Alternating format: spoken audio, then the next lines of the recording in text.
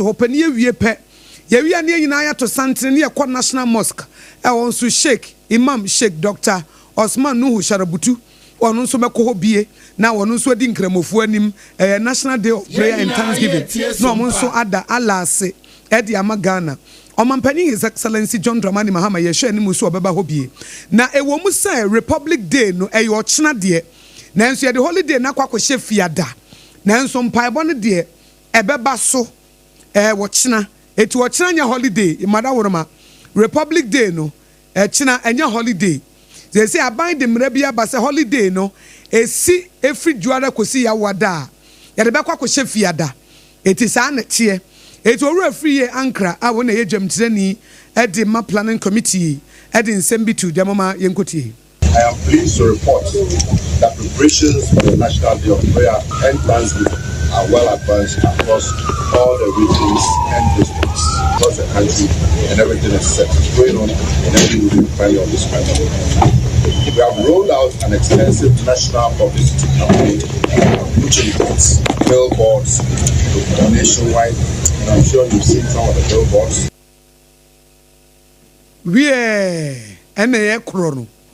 Honorable Elvis, a free ACCRA. Our yet chairman, Dema Planning Committee. National Day of Prayer and Thanksgiving. And yet, and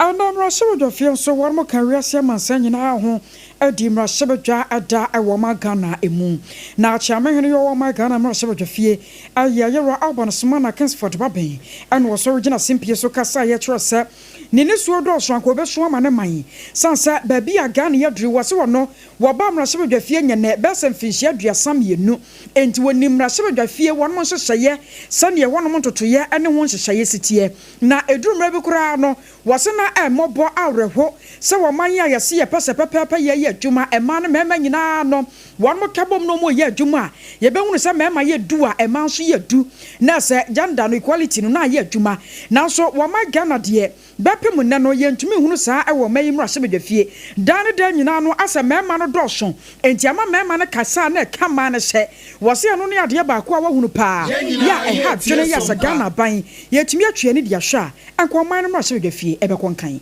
Over the 30 years of the Beijing Platform for Action, Ghana has only made 6.6% increment in women's representation in parliament. A very poor score. We started it during Nkrumah's time, where proactive step was taken by him for a law to be passed in parliament to bring 10 women into that parliament. This performance ran Ghana 137th out of 168 countries assessed. Is that where we should be? In 1995, that is at the time of the Beijing Platform for Action, women representation in Ghana was only 8%. And by 2025, it had increased to only 14.6%. You see, you are like the tortoise. If we don't put fire under you, you will not move. I'm going to be one of the fire. And that is why I remind His Excellency the President that this law we passed, we are going to hold them to it. I was on your turn and carry a chairman and your my Ghana Rashabja fie. You were Alban Smana Bagbin. Abaya tia kwanyo so ye chine ye abano na nisu ade hunu na botae baako ne ba okonye nse no pa bra wokokoti na fie no baako ye 24 hour economy na eno na nano pani a woda no na otuma mpanimfo ye Augustine no wokọ abankasim na wone mpanimfo kodi nkomo wie kura akọ emrase badwa fie nso ede wo ma hoboa ene wakwankro no se de wo ho asi aso wo mo de ba ekọkire mpanimfo na ene wone nsentwerofo akasa ene wo de atoso chese sesei 24 economy no chechirikete de go ahoboa de set bibia ye krado na mom wono mo ansa homa no wo mbeka ho bie chichiru ankura wo munyuma ebeboa ma 24 hour economy enya ne na so atimi agina abeso abande na sene no wono mo ede sika 40 billion Ghana cedis ena wo mo di wuram we American choppable dollars Trump de ne bi wo mo di wuram na adoma boa ama obi bia wo wonsa homa no ho a wono nso kakra ebefa na boboa no wanyane agina so ne mo ayedu na watimi aboa ma 24 hour economy no a wo mo pem ede akọ animu ama man ya fatampa bi efra no atimi enya na papa bi agina so na yewura gusita no sade sika na ho nsamote ne kwa on be fa so acha ma obia wo wo ho bia nya bi no wo kire The total estimated investment required over the next few years is about $4 billion times 10, so 400 billion Ghana cedis. And we hope it stays that way. And most of this is going to come from the private sector. One of the problems that investors have had in working in Ghana, and I'm sure all of you have heard that because of the unpredictable and incoherent incentive regimes and also the high costs of operating in Ghana, including the under-table payments and requests and the corruption. Some companies have left and gone to Ivory Coast, where it's easier to do business. Our aim is to reverse that. And so one of the key components is one, a coherent, practical, transparent incentive regime that is based on performance. And as NASA said, with very little discretion. So we remove the corruption component out. Yewra Gusetano wono ena eba mempenia from ho a otufo e 24-hour economy no ho wono nso enetua no ena ote se wo kyerɛkyerɛ kwan an sika no ye be fa so adi no Young toothpaste and in a brush Medima for Herbal Center 21st Clinic has some mixture Hajia test message wafa ho kano kasebono ne egusu a yetie e was SOMPA 106.5 FM Accra. Chief Executive Officer Edema Gold Board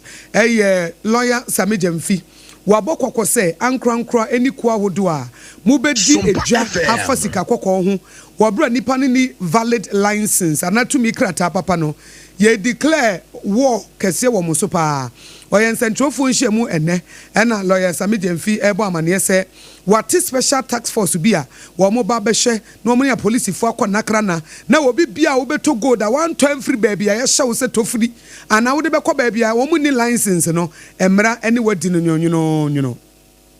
se wo se obi to gold kwambone so wo ni license wo se obi to gold na gold no fa kwampaso no de kwama no ne they are smuggling the gold no wa boy amane on the 8th of July gold board tax force no mampanyi be pawontoma ye de to free lines be tudwa ye de whistle blowing policy be tudwa de chire nyina ne se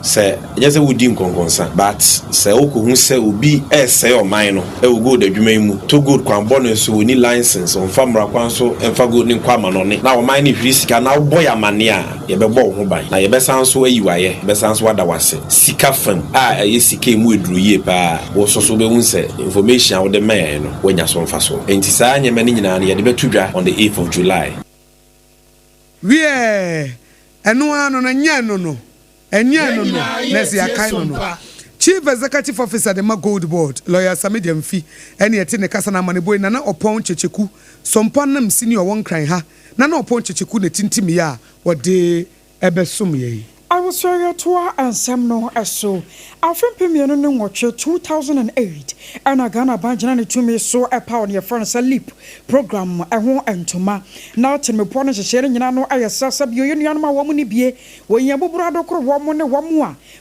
Diano Quana baby at them and I feel more than Finchana Bassa at you see no more de crown woman to me Juma said and Kamuran to Bremo Mabawa Bremon Bayano. Now a bino so one must send it. I'm a mamma one musika at ye. Na eno na didi mu abepem na amansem chefo hyemudie akoso ewo magana emu won monyafo na momolati won yeso fa wo hwema enkoda ene asetena mu yedie so wode atodwa akire mu sesa lipu nhyehyeye no mampanye ye John Dramani Mahama na penso de wo be hyemu kinapa wo se wo mo ba be pejam ama sika no a emre bi atwam wo na ye sika kuma bi ana na de hye mu nya bi kura ye 250 ana se 256 Ghana cedis no one ma pejama kwa 320 Ghana cedis na atumi aboa ye nuanom a wo mu ni bie no one mu sika sema mu na atumi atoto ye sansa ne enuoma ekọ nanim enti wo sa ban no ne nuoma nyina da opejam. The government of His Excellency John Dramani Mahama is determined to reduce the cost of living by making the right and appropriate decisions to stimulate Ghana's economic growth and development for all. The government is therefore taking measures to enhance the real value of the LEAP cash grant to beneficiaries and its impact on the range of development indicators such as nutrition, health, schooling, investment, and inclusion in productive activities. The cash grant for one eligible member household has increased from 256 Ghana cedis to 320 Ghana cedis. so we so for ya wo hwe ma nkoda anu ya setena mo yedie so won mo nyafo na momo lati ene ye firi ho a ene dadua yi emranimfo e wo Ghana nyina obeka se wo mo franka no wo musi ni trase ne nyina ne se won mo kai afi apem ahenkono adu otwe mienu jumbo so mene da na atwato okra awre hosem bi esi wo mamu won mo aben wo mram wo munim mra dware mra di mra sa agegyefo akuku da miensa woti nananom won sedo ewo Supreme Court afem no won mo kai sa agegyefo yi na ekowie na Ghana Bar Association tichina ni a woda won manwo wo ba pa efu agate ede tudwa chese sade ma megatur araba esabato kono ne twensensen no mpanimfo nsa anwene ho biu na wo mo dwene ho a de obeka ne se ba bia ne mekeka kono eyesa bi na won mo twa se wo mo amamra na ni ne hene na anu achi won ma enim mra dware mra yo mra ho adwuma wo mamu anni wo mo nkui se kontankro na ofoforo de ne ho hwehwemu a ebewie no anhwe a ebe sabone na de wo twa sanso no wonim se ne chiachia. All the various calls made for a reconsideration of the suspension of the Chief Justice in the circumstances as it sets a poor precedent will not go unheeded. We yearn for peace and strive for justice. Micah chapter 6 verse 8. We were given an indication what ultimately Jesus the Lord in the following words. And what does the Lord require of you? To act justly, love mercy, and walk humbly with your God. May the rule of law reign supreme in our land. May God bless the administration of justice in our country.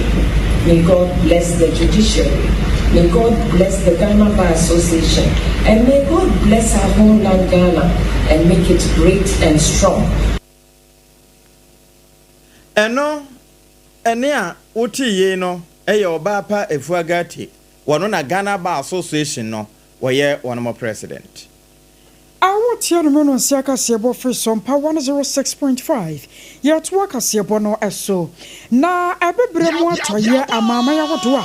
wamdo mo wahye ECOWAS chiniya batan no ase no emumiensa anate wom ho yakasai Mali Niger anafe Burkina Faso de wamo kyeresa asrafo dom na abedi won so nti anya de ombema mo kwan asa behye ECOWAS ase biye ni wie kyere mra abakyekere wonom na eno na ne yetete free Togo man no mu kyerese mampanyo ate akonya so yirafo nya sengbe wono akasa so de ne pa akwa akwosesa amamra wamo de ye adwuma e wo Togo man no mu peso otena akonya no so afebo nam so ama temamufo abu afu ye yenkwa ye kyere wie kyere nipa wo mu wuo e wo Togo man no mu nya asem keto amakora na Global Security for Africa Research and Good Governance panyipa ya wodi animu Yewra Francis Ahovi wono ene sompaka sia dwetwe nkomo wo ye mpronto raka sia boso no wo kyerem se nyame anim ni eduru mra bia ya na wo hunu ne abebre matoye won mu ko ye kan se ECOWAS no aya na de omoye sanse won mo so ka ho bi se kwaba ne se nu a aya na wo mo kura de mu chinchinman sanka entokwa no na asa de no wahyase no epompon so ba no na won mo hwase no kwan na so wo mo tena won mo amade ne gensam wie anse na be wie che wo mo nsem trofo aba be de nkomo wo se kwaba no sa no ntwa ye kura nam so nti wo sere se ECOWAS se so ampa se wo mo ya bebre matoya mama ya wodo no wo mo nka mo KODIE a ene na wo mo ne African Union fon kamom na ne yekoso SOMPA FM. Yakoso Togo no eyadite eye asisem na saye ye kind of straightforward say kwasisem ana titisem adibisa sese nipa ye against minoko nipa Togo currently on practicing dynamic media sharing democracy no it is far away from the Togolese government and that must be called they must stick to that and they have to truncate it and mitigate it instantly. So the other can say we are there at which we demand so many years because a little media back and say a family back on the transfer on the transfer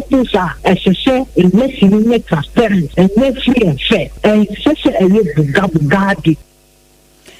na anu achi no ana Yewra Francis Ahovi to aso say I was ECOWAS African Union ani eku awodo a wo ka bie wo no wo nyina ahia na ne yekoso Togo no wo twa ba edehia no ECOWAS de almost be but yes almost possible because obey bonia friend what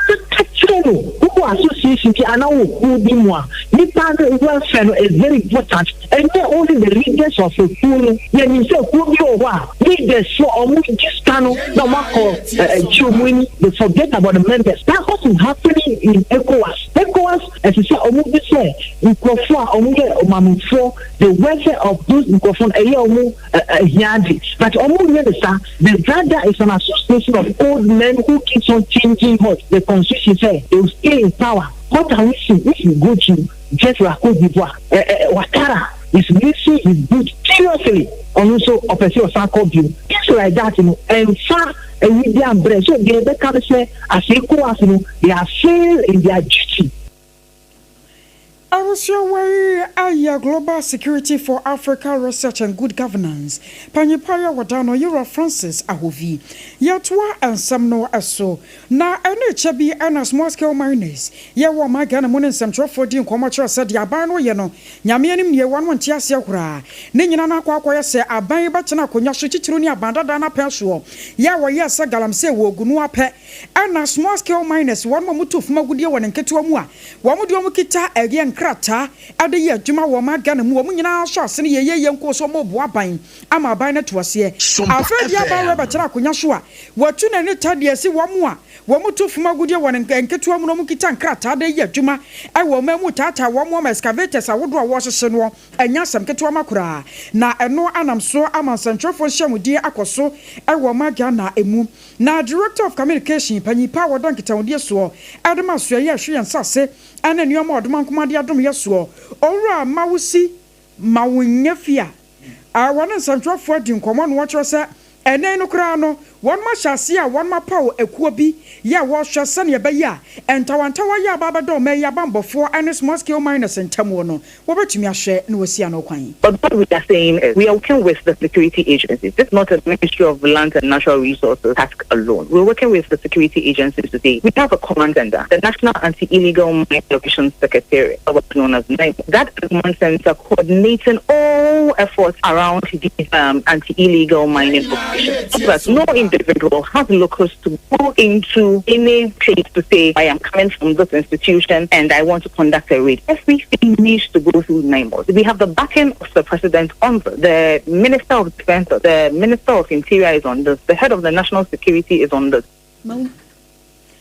I was your way, I rama will see Mawunyafia and the attendant camera and what you know, and Wababa Trosa and Nano. Tax force I would roya on Bakwano Mokranua. Wabano iron sasa woman de body cameras back and woman home. Sunny Baya, a bet to me abua, ama wamudio mediano, a bet to me remudi. So as part of the work, like I said, it's an issue. We are not working alone. NIMOS is working with the local communities. We have engaged the MPCs. We are engaging the regional ministers. We're going to have an identification system for them. And we see, because it's intelligence, before they go out into any raid. So, for example, we sit in the office and we have reports of individuals coming in. Because, Bernard, look, everybody is concerned about the rate of illegal mining. And so we have individuals coming in to come and report on some activities, illegal activities going on here or there. We just don't get up and go.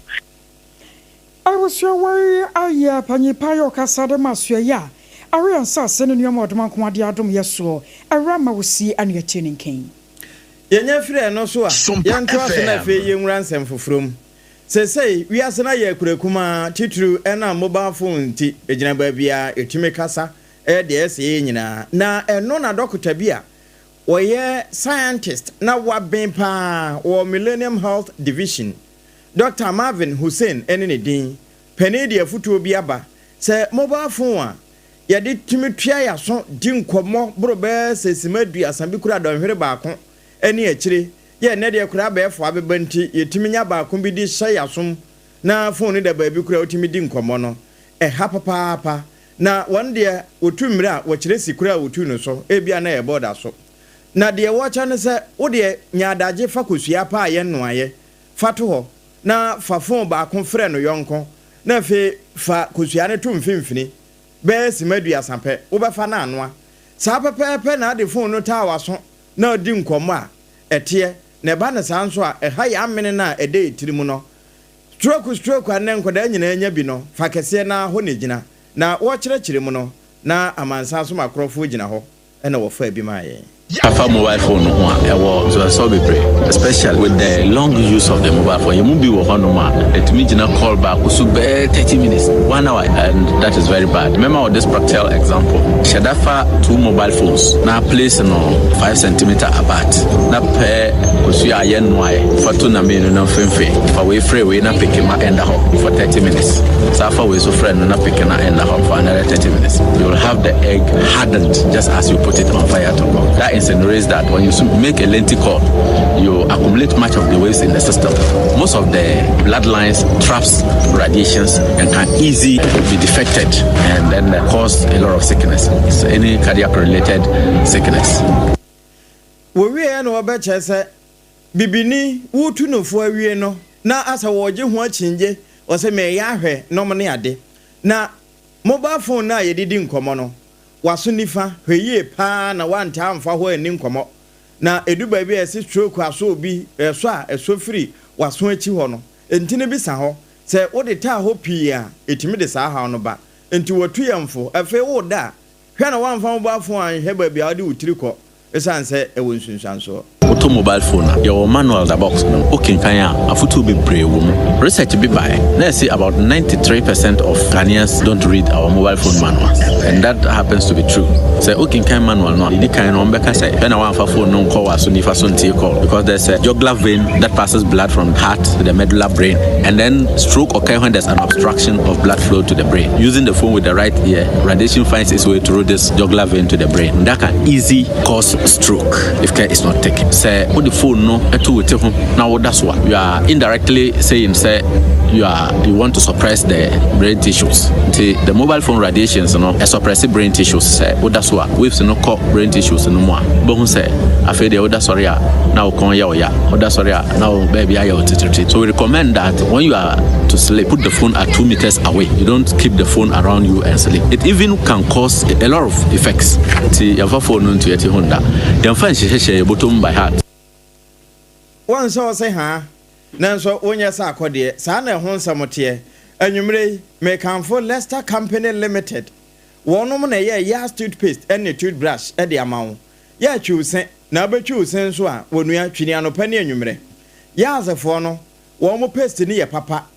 e ba ye yentie numkronka enumkankan e free ho ano no titiri ni wonom e de bedi na eguma hodo miensa so wonya ho se osiase na ye mre na nyame ampata na ebetutu wo sere kura ntime nsere ye wo twu sina moja eba ya na wayuso yas heba no eno no wo mo de haba ma na ayo enti emasen na se ni nya ahoden na afi enya na papa bi agina so se chi nam no so nya ahoden na takirema so a aye fita se sikirema no ebepa na afi se de takirema ne kala esa eyo no aye sa de amawo ena afi ye wo yas whitening eno no de wo sena webese anase edi nkontomire ebi kura na aye nwonwo ka ho na fa anutwi ebe po fita amu watimi asere badwam ebe sa ahwehwe no na ni nyina chi no wonom sa wo total care ende eye wo minimo adwuma eye wo takire maso adwuma wo se ase no esiesie no asama wo se no aye fita na asa nya ahoden eno na meka twa se ya amfa mankoda ne se wo mo ankote ndesa woni be ba ho so no na wo mo mie ni nyina adi enam ne de ne hwa no se de etienti yazi ya mekan ewo ba bia wono man ne pampam so tofo se wo fa bi fra ene ma wo to no a ya ekontem 0501 619 588 0501 619 588 ena wo kuma senso a no wa fra 0501 930 338 Leicester Company Limited woman de yas toothpaste and a toothbrush abadwaso woji anu waje ne broso no eno ne bristles no eboasen na enye de epram moja ne bia ana etutuka asem no ebia na mekan watwitwi osia wie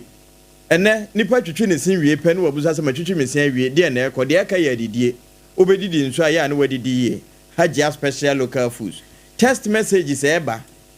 Facebook messages eba YouTube messages no wonne kutam ena yade ebrewo na mom yare bia tetewo so no dokota ba ko a wotimi ye hwehwemu bra watwe moja na wahwe moja num atimi hu yade ehunta wunhuni sene ewo entine num ewo nkasemu ewo wafuta nanum ana wa amene mu newo a wo hunu no 21st clinic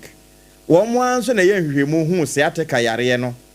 a sesei adokotafo pii se wo mo enso esabie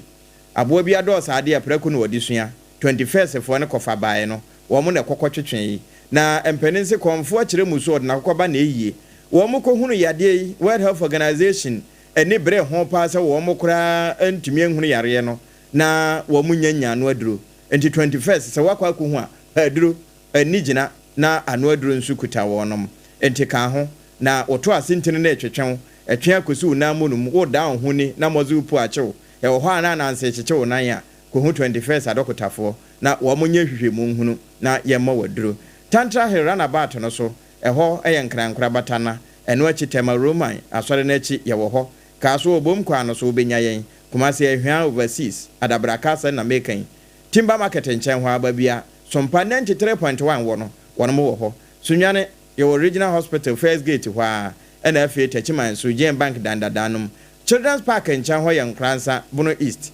Presby Bank ne hwe animu Roman Stores takwadea NFA fie kuma number 9 taxi station ho wono me watakura de nyina nko ho brekum amangwa se FM nchen ho na awo go so nso a ye bensasa FM ebia na ye oboase na cancel quarters na benya yen 0540 311 ya homa no ya pusu na yenka onsama kase ehunta wonhunu yenti wotenatena ase ema yade tesese atika nnenuanom ede okọ ensiedo so onya kona doctor ye hwehwemu no na ohun se wo yare ne ye hosa enura obeyi ama no ACCRA capsules na mescha ka ho se bi nka ho a ko ba bi etonuro na ko pebito na eno ye hosa tamfo wo memmere ne saase etu nyina ye bafua enti hu moja e wo waja na mu e ho a na abo wo eduba bia na ase wonsa ye titiriti ana ase kakra bi na ase wugu so breko a unidi eye osa na eye se adwuma no na FDA nso age atom se ye na momu ni mfinhia dumienu a adure wonnum bi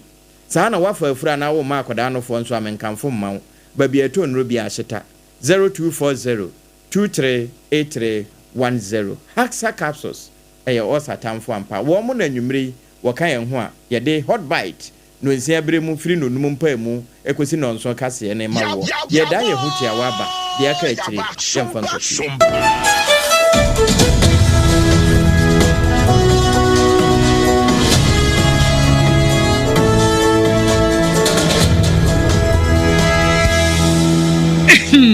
Medo edrano pa wutimi to wo boase etwitwiwusi o ado na so nim se mede yas toothpaste ene ne brush ene twitwi mesima menya homka senti na ye bokoyi na me all time favorite yas herbal toothpaste ene ne brush aboa me amasesei menum nso a enwunu anasa de ehia mesen finfem me biem na wo hwese mesi ayefita sesrecha homa na eti brightens yas whitening toothpaste and a brush and a midi shimisi entina wo se efe na yas total care gel toothpaste and a brush ne de ebo wo se ho ban demu ne nyina ema wonum ye sham oh yes enu kretrodo yas herbal yas whitening and yas total care gel toothpaste and a brush abusuan chamfa se wo pedudu tu e won kran ha for Leicester Ghana Limited and was 050-161-9588 Leicester Ghana Limited and the yas toothpaste mo ahodo and the brush abadwa so ababu Endpoint Homeopathy Clinic Ghana had the obi enim sesa ye prostate na baby omutimi ye screening ema hu ni ye etu ase a na ye Endpoint Homeopathy Clinic anase ye kidney ye liver problem wo fa baby na adwo na de fa ne premature ejaculation no a ba ma bi a wo ne wodofo akwakwahia ase wo di ne ho agro ase wo tonte ene ye bra Endpoint Homeopathy Clinic na ye moa wo ema ne mema mo pa wo ye Endpoint Homeopathy Clinic wo mo demu fua yare bia infections bi ne wo ho anase bia wo hwa wo fa baby na adwo kidney problem prostate de ye Endpoint Homeopathy Clinic kuma se ubehu Endpoint Homeopathy Clinic e wo kronoma boy hia e na Accra hanso so de wo mo gina mu ankasa e wo Spinters baby friend share signboard no hudru na ubusasa wo pe Endpoint Homeopathy Clinic a obia e be kire for Endpoint e wo 0244867068 and 0274234321 Endpoint Homeopathy Clinic wo mo demu fua Kweku, minim sawa yeshe. Me cry man nane. Now so ebony show Embasso. Manihon Sepeno. Ebony condoms comes in different flavors and available in all pharmacies, chemical shops, over-the-counter shops, and pubs. For bulk purchases, contact 055-230-0075. Ebony condoms, Ghana's most pleasurable condoms. Make it worth it. We got peppermint, strawberry, vanilla, chocolate. We got peppermint, strawberry, vanilla, chocolate. It only the view means a condom. The condom mulia then it's not on, but double does got as a condom.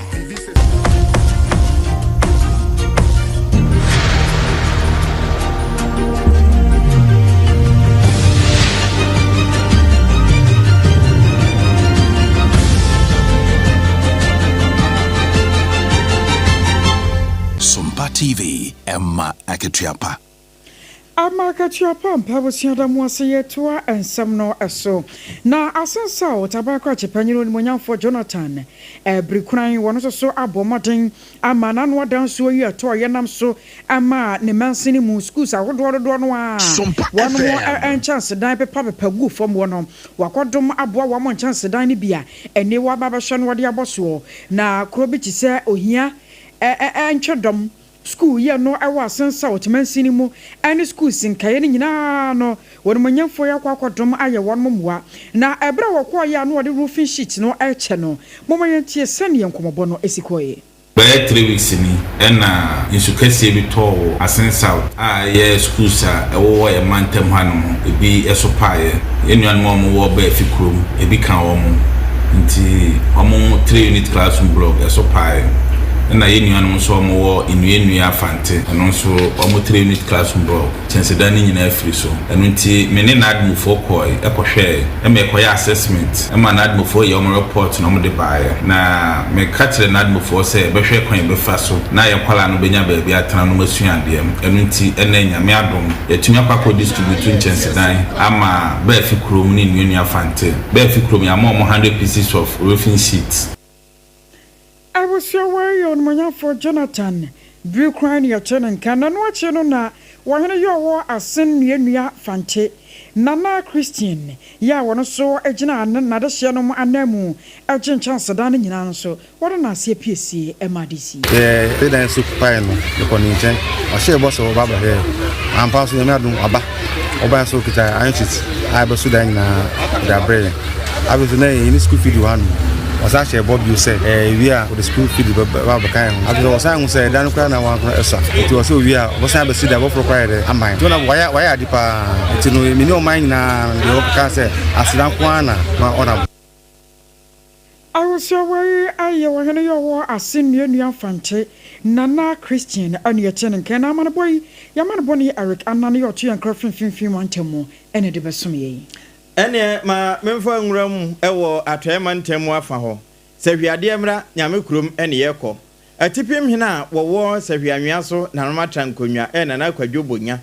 na nana ene de to so chese wo hwe nansen enkomo bi ekoso ma me gatu tokuno yese mampani ne na pamfo si yenyi maami emfiri na adwaso nom ne ade esanse ne dwumadi bi a wadie no emwa o man ya tenie nom ne ho ade ena na nebe chese wan de ebubo bayi a ye twetwe ne se tweapia na esi ano ne ye awie nyina no ewo ba bi efiri tumi a ewo mampani nsam no kama yese esonse ne bibia esanse ba bia ne nsaduru ho na eba ne sa anhweye ankura nyuma kura ne se be na ebepagya no na ye bibie wo ho enti se beyo na sa ha no betimi afiri ho na ankura nyuma na afi kwantankura de aban nyuma ahodo ne wo no mo eni aban ase a wode won ho betimi anya ne agina so na wo mba yi adwumade asom o mai SOMPA 106.5 no e wo se tumi no wo momoamoa bi emrano ewo ho emrano ye na dwuma but edu ba bia ye kan humom as a group of people yensu yen kan ya dwene enye ne bone so ba yen che ya dwen say the way ye di tumi ase president for nsa otimika say obi antimi with executive power dia maninti with executive instruments na ono take decision ya koye we ni ya we intimate the judicial review and I say the constitutional review no mpone chimini ya dia ma ya for no ye bebre through omunsem because judicial that is the cleanest aspect of prepare your beba mamema scenario bi opuni asema akoyi MPP time mo twenya pamoto abawie ya NDC ba ya see ya cancer asem no with 3 different cases the same thing so NDC so I was sumre bi no mo chi obi tum MPP ba ya oseme so ma yiwe eno nana kwadwo bonya na ate se wokasa yeyi na yeda so agina mamre ma yenwuram ewo doma ene na afa na doma central abankra chepeni honorable Dominic Adomamiyaw na wode afuto bia mama ba wo afi na wasi wonyinta so se wormo pe wo mo da achen yi na da achen wo mbeye mamefo ye wotwa wani hwe wo ma no wo ma nananom a wo mo bo beto wo yemu a bonya madidi ha ene me wo mpra mienu ne miensanom ne ho ade no ne no emwa wimpre wanyense ye de beba kura ato nchen a enyare wa hodo bi mo ene namu e de beba esanse wo fa ha e de sade o wa ka wo e da asebo poison no eso Nano babu nkunta buonu no doma woka Ghana ha kura mabunu no befa mpra 9 nunum nisia beka na potokasa multiple partners ya doma yene edika no oyare ho semo ade no ba ni be mansiemu no e ho ma warefo na ba bia keka ko no nsom yanka bia emfa papa ma yenim se multiple partners ya be ye nyina no e de yade ahodo bebre ne ba abortion se be ya die wo ye wangu a wa wo de tin sei ene ho ha bebre wo ho a iti se yakoye Christopher no yade about no say ya kan wase ba ho dawo ntimi gina ha sram say chasem no mi ansa makan no ma fo yentu wa na mompa na mani munyam sekese a osajefo no onuro ho da bi eno doma central abankra chepeni na ewie na mayere hina wo doma na matrankonwa berima efiri tete saponsian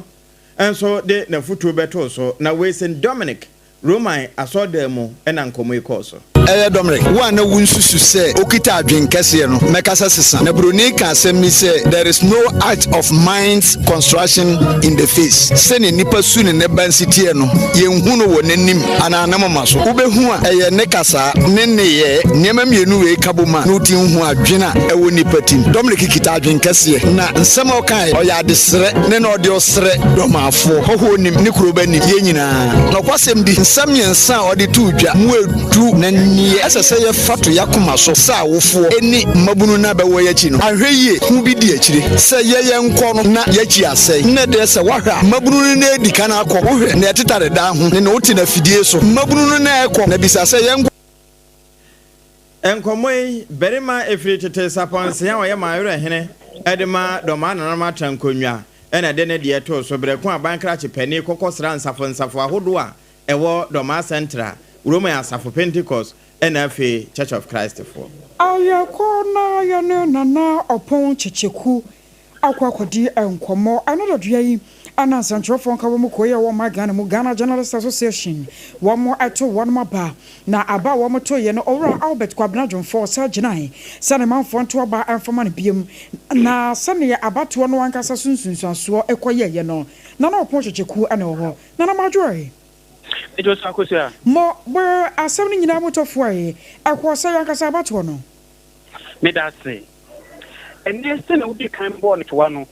in central phone shemu anase abato aya edu eye mfie me se bia SOMPA aba yi fo medi anim infrihia bio ewe yedim yi ene na tweda mponyankopon bie kwan amani nyina atimi akoso na AKOSUA ne tofa bomu no enu nie eye treasure maiwa mienu ana tigina ye eye tiodura yakanu ono ene eye beta bedu ejei a ono efi eye prumantem na tigina ye abato ni nyira ewie ye no na beta abomode apega eye maame tiodura ade na hwe ose tim amonya abanu emu eye oha ahanan ene echipo baako a kyerɛ no no yɛde gyina ɛyɛ bupen a ɛyɛ ɔhamu kyekyɛmu bɛyɛ aduonu wɔtwe akyipɔ aduonu nkono ɛna kyerɛ wɔde edi ɛso nkonimu na public affairs no nso ɛyɛ mmarima mmienu Zako Dado Kwame Jesi ono ɛne Caesar ɛna wɔn ɛti gyina yɛ ɛwɔ ɛyɛ tie sompa nyinaa bɛyɛ na wie yɛ no na ɛyɛ brantie Kwame Jesi wapagya ɛyɛ Caesar ɛde na hwe hɔ wonyaba no emu ɛbɛyɛ ahanan ɛkyipɔ ahanan ne ɛyɛ aduasa baako ɛna ɛyɛ Caesar nso enya ɛyɛ ahamienu ɛne ɛyɛ ahanum ne mmiɛnsa ɛno no ɛyɛ ɔhamu bupen mu 63.01% ɛna kyerɛ ɛyɛ Kwame Jesi wɔde edi ɛso nkunimu na yɛhwɛ ɛkwemantam bi hyɛ maso akudeko wɔno ɛne ɛyɛ Suleiman Mustafa ɛne kegye ahyia yɛ ɛwɔ organizing secretary no mu ne nyinaa bɛɛ de yɛ no na ɛyɛ maso aladincho ama Suleiman abata na ɛyɛ organizing secretary na no nso abato no ɛko ewie yɛ no sei ana ɛko ba yɛ ɛyɛ maso enya aban mu ahamiensa ɛne ɛyɛ akyipɔ aduonu baako ɛna afei nso ɛyɛ Mustafa nso enya ɛyɛ abamu ahamiensa ɛne ɛyɛ akyipɔ aduosia enum okupan no nso no ɛyɛ 46.79% against 53.21%. na AKOSUA general secretary ne mu yɛ den paa Dominic Halozi SOMPA FM apeti admenim ɛno nso ne nyinaa bɛɛ ne wie no na ɛyɛ Dominic abɔmɔden apeti de na hwe hɔ ɛma onya ɛyɛ aba no mu ɛbɛyɛ ahanan ne ɛyɛ ahanan mmiɛnsa 443 ɛna ɛyɛ kwasi adman nso enya ɛyɛ 247 so percentage no is against 35%. Now, vice president one no, because some say Rebecca ete one na order public affairs no. After we was to bring the bremu so kwa ko play vice president nampa e di aboa no amen make us Rebecca ete one edi nkunim ewo Mary nesa so na nso abato no say na ekoye hanan ani aha enan 414% and I just say there be no nya percent AKOSUA and only 414 about what a Rebecca and we nya odithia Mary 272 I just say I have 6.35% against 39.65%. Now the total moon I'm quadrating so one any abranta na opani efe no chat yawo mausi akanse mu ye den pa na yese oni pani be ko na so widie mu babadu fo kire se ampa akandi ni gime bia mu di kan de ma no emfihia miensa no wenwie ne tayo e wo so san so to aso enunti opagya eye mausi e de ne hwe ho onu no abetinya abano 245 na mausi enya emu 245 the core percentage wise in so no ekoba say kwabedufo ye rei wonya 64.49% against 35.51%. Because say the BA later your amateur make say electoral commission abomode somua odi akofuna na be so ye rei penifo a o tell the chomudi nkunni nyina no ewo international press center ha no say ewo kan ha More ane woman your boy ya what ya brother I will share way our Ghana Journalist Association and now one more son one more to yen ya tell na na ponchechiku oboy mu enchemu SOMPA FM ya be call messages na so no ma me fa nko togo menteme ho asa sha se bo tumi de to so do no sia na bi ono nso adonu nwotwe besi ne enya anyoyi na togo aban e de krata aba bonten se de ekwe bia no wonde won fan show bia ebinum wo ho a sabio osua wasasa na wacha ne pa wo mu firi ma foforo so taafo no kura ne nkrata e na wonom ba bewura wo man no mu a wonom ayode wo mawe na togo aban ensem a wo kan ene se wo hu se saafo no wo boa pa na wo mu pese wo mu kyekere ade e de hye togo na enkomo na ekoso no dodo na akura AI intelligent na ya wo mo de yo asa asemasi breko na bibia nsi na nso sesei obetimi aka de nsasi ne bo ewo mu se menteme ho asena ma binum apirepira ebi mu nso ati nananum wonse do ama lome ye togu ahenkuro eho sei menteme ho ase wo hopa lake fof wo mo yemu be de ho de afirim sada na akodesewa eho nso wanum ayi binum afiri ho nanso wo se sesei wo manye binum pa achi aso a